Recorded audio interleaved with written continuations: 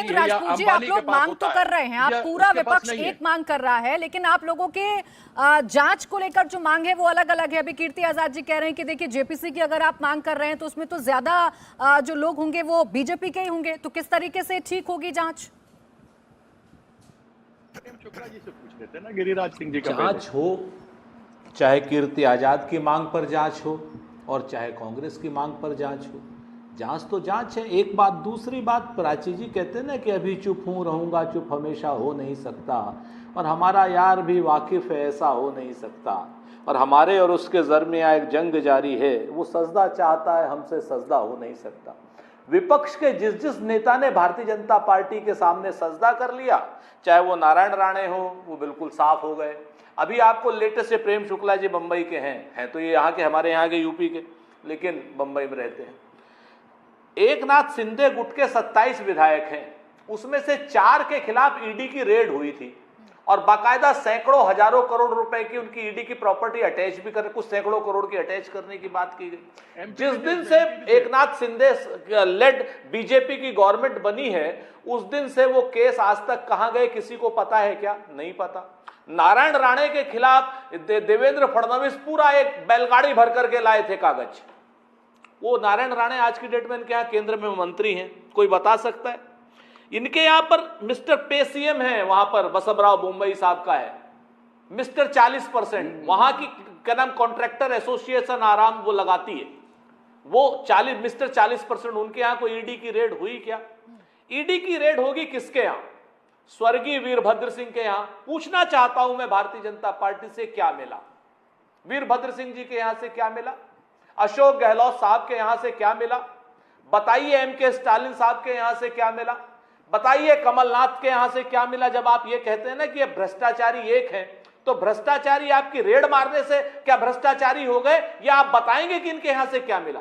वीरभद्र सिंह के मैं चुनौती देके पूछता हूं, उस क्या नाम उस आदमी को मार दिया आपने, सीबीआई की और आईटी की रेड करके उस आदमी को मार दिया आपने, उसके यहां से क्या मिला? कोई बताएगा?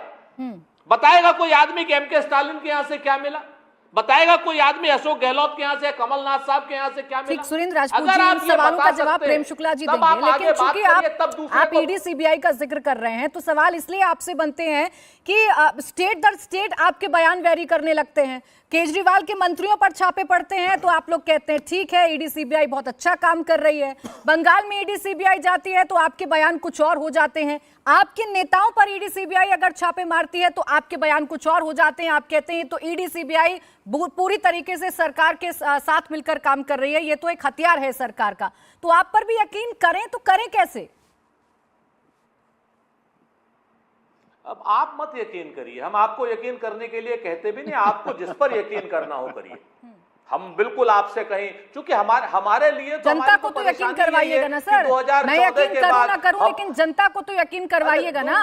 आप कंफ्यूज करेंगे, अगर आप कंफ्यूज करेंगे तो ये सवाल तो आपसे पूछे ही जाएंगे। आप मुझे यकीन दिलाइए या मत दिलाइए, मैं बैठी भी नहीं हूं आपकी बाटों पर यकीन करने के लिए। खैर, बात पूरी करिए। आप कैसे मान सकते हैं? मुझे जवाब देने का मौका दीजिएगा और प्लीज अनइंटरप्टेड दीजिएगा। अगर आप अनइंटरप्टेड देंगे तो बेहतर होगा, क्योंकि आप इस समय सरपंच हैं हमारी।